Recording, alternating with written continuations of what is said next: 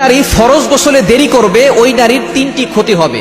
অনেক মা বোন এমন আছেন যারা ফরজ গোসল হয়ে যায় কিন্তু এটা করতে চায় না, গোসল করতে চায় না, অনেক দেরি করে করে।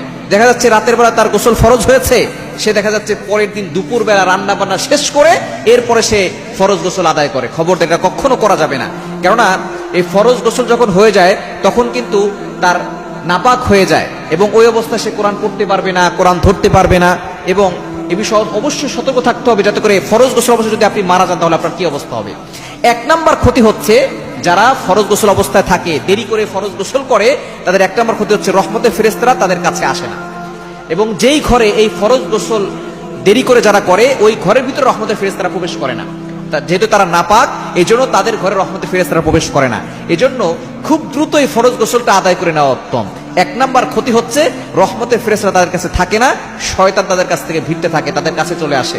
এবং দ্বিতীয় নম্বর সমস্যা হচ্ছে তাদের জীবন থেকে রহমত উঠে যায়, জীবনে কোনো রহমত থাকে না, জীবনে কোনো বরকত থাকে না। যারা দেখবেন ফরজ গোসল দেরি করে করে, এবং দেখা যাচ্ছে যারা ফরজ গোসল দেরি করে করে তারা কিন্তু ফজরের নামাজ পড়ে না, আর যার ফজর ছুটে গেল তার জীবনের সকল বরকত ছুটে গেল।